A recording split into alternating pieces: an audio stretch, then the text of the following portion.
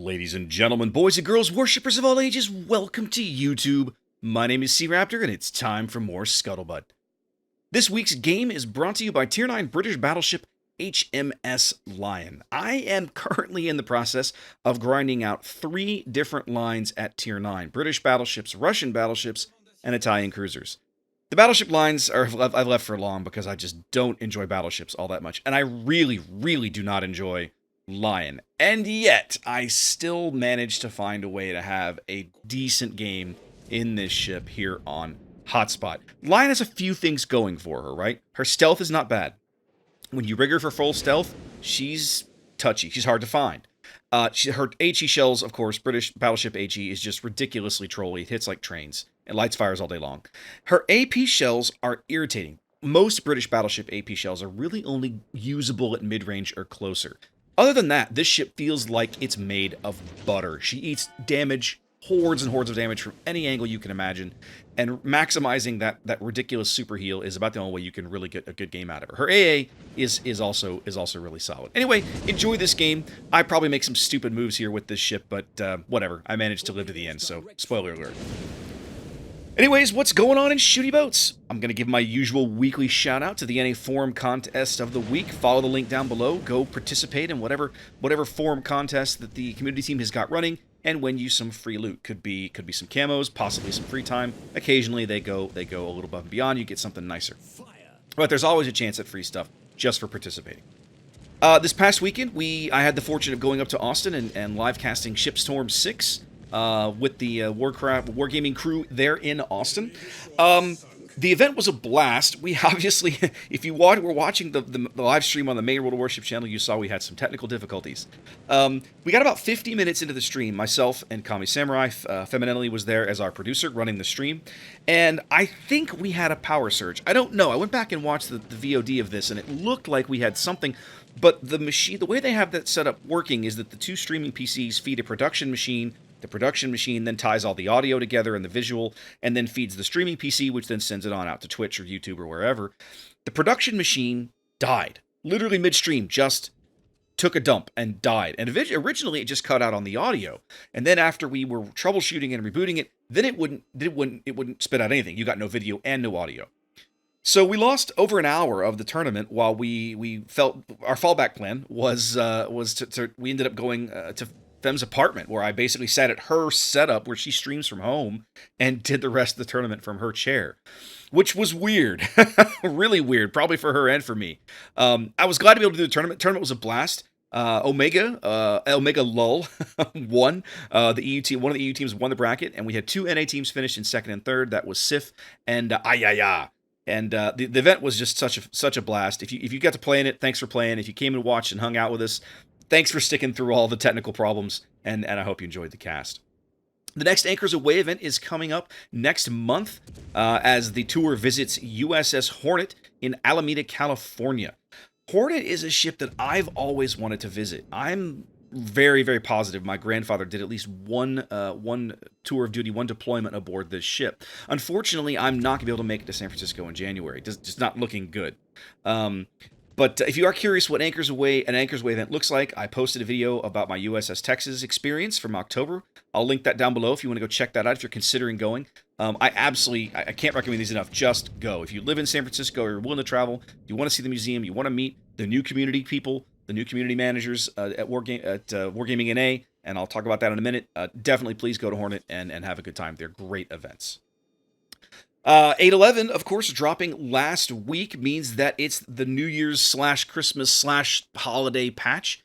The annual Snowflake event is back. It's slightly less generous this year than last year in terms of steel, but that's not really shocking. I really feel like last year they amped up the steel to try to inject some steel into the economy because it was a new currency last year, if you remember, right? It was only introduced at the end of the summer of like 2018. You know, like August or September was when steel came into the game. And so Christmas 3 or 4 months later was like their first chance to kind of put it out there and give everybody a taste of it. And ooh, what can you get for steel? So anyway, so there's a little less steel this year. But you get steel for knocking snowflakes off of tier 8 and 9 ships. You get coal for knocking flakes off of tier 5, 6, and 7 ships, and then you get low-end the Christmas containers for knocking flakes off of tier 10 ships. And those regular gift containers have some pretty good loot, and still have a chance to drop a premium ship, including some that are on the naughty list, like Missouri or Belfast. So, you never know what you might get. The reward ship this year, the holiday reward ship, comes via directive system rather than campaigns it has the previous 2 years, and that is, of course, Tier 7 premium Italian cruiser Gorizia. Gorizia will take some time to earn, right? If you just play casually or whatever, you don't really focus on her, you're going to have to spend a little time to earn this ship. But if you're logged in, knocking off flakes, you're probably going to get her anyway. Just like if you just invest some time into knocking off snowflakes and put some time into the game over the holidays, you got like a month to unlock those 3 directives and finish those off. You'll probably earn the ship. I mean, she's not anything to write home about, but congratulations, you'll own one. Of course, the big kerfluffle the past week since the patch has been around, the other reward ship, and that's Tier 10 American cruiser USS Puerto Rico. I've previously featured Puerto Rico quite a bit on the channel. I've done a bunch of videos, a bunch of replays. I really wanted to like this ship. In my opinion, her final iteration is thoroughly mediocre. She's a fun ship, but she's not going to rewrite how people play Tier 10 games the way Stalingrad did or Smolensk has been lately. She's not meta-defining. Obtaining her will require a notable investment in both time and doubloons, and the directives, those last directives that make progressing towards her faster, but they are just, honestly, those directives are just garbage. Just batshit insane. You may not have seen my video on this mess. I'll link it down below. It kind of sums up my thoughts on the matter pretty well. And I've really enjoyed the discussions that we've had with everybody in the comments. Like I was telling somebody earlier today, you don't wade into a topic like this without a bit of a thick skin and the expectation that some folks are going to give you a thumbs up and a pat on the back, and some folks are going to tell you to get wrecked and want to kneecap you, right? And I expected that going in, and there's angry people in there, and I get it, right? But to me, I feel like that both sides of this equation can behave better in the future. We have to expect and demand better out of wargaming, and I think that's totally reasonable. But I also think it's not unreasonable for us to expect and demand better behavior out of our community as well, because spamming Twitch chat endlessly, is not.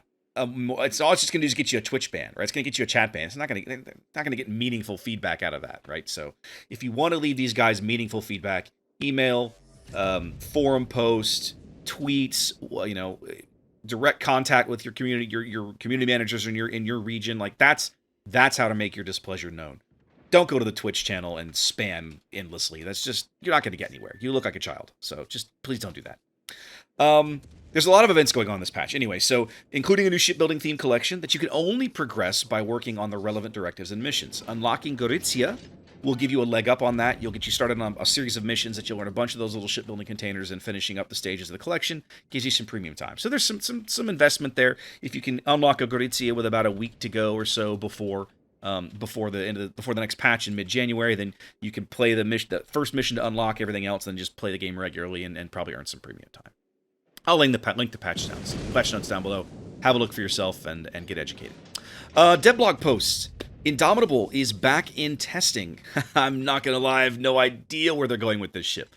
She was hilariously fun in her first iteration, but after they kept nerfing her in the second and third iterations, she was so boring and awful that playing her was just not fun. I gave up. I was like, this ship is terrible.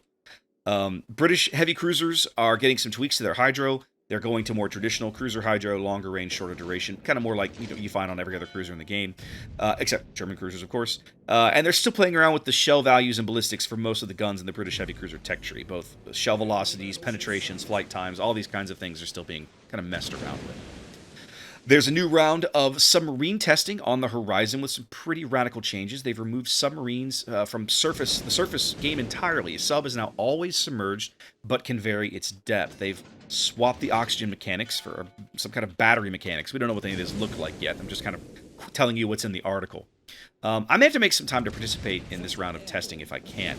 The previous focus tests that they've done with CCs have really been, like, the timing of those has been very EU-centric, like the middle of the day. And like so many people, I have a regular job, so that's kind of tough to do. But we'll see. Maybe I can work something out. There's another one of the other devlog posts. They're finally starting to deal with multi-CV games at lower tiers. Thank God! Thank God this is finally happening. They're putting in a soft cap for most of them with 2 carriers. So okay, not great, but not awful. At least we, hopefully we can see the end of the triple carrier games, because people are just down there seal clubbing with Hosho, and it's just demoralizing. It's just awful to play low tier right now. And so hopefully that'll stick. And you can get 3 CV games, like they're not removing them entirely, but they're going to be tier 5 and up, tier 5 only, and very, very rare. Like you have to have been in the queue a long time. And then one last interesting thing of note, they are bringing back Arms Race. I'm excited for this. I'm super excited for this. Arms Race was one of those game modes that originally I was like, I don't really know about this. And then they gave us the Arms Race season of Ranked. And that was some of the most fun I've had in Ranked probably ever.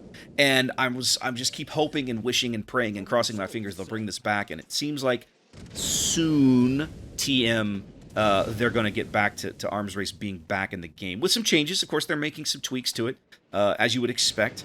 It's an iterative process. But anyway, so I'm excited to hear about this, and I really hope it makes its way back to a ranked season.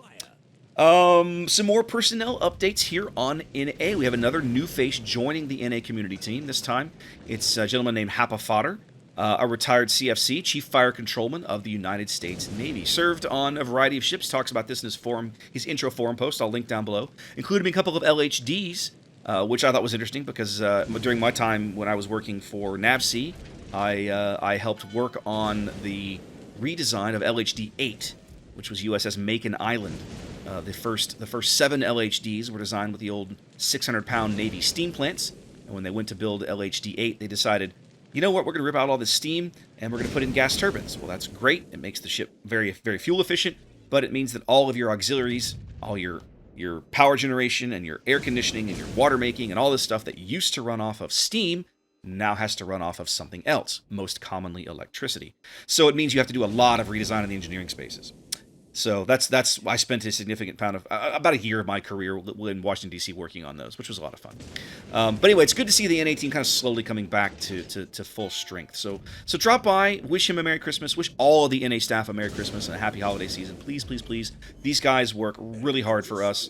Poor Femme has been nearly a one-woman show over there for a while. If you play on NA and you happen to drop by her stream, bump into the forums, talk to her on Twitter, whatever, please, I beg of you, please send her a thank you for everything she's done to keep all the 10 million, spinning plates in the air that she's had since the end of summer when we lost Radar, and then again, not long after when we lost Kami Samurai.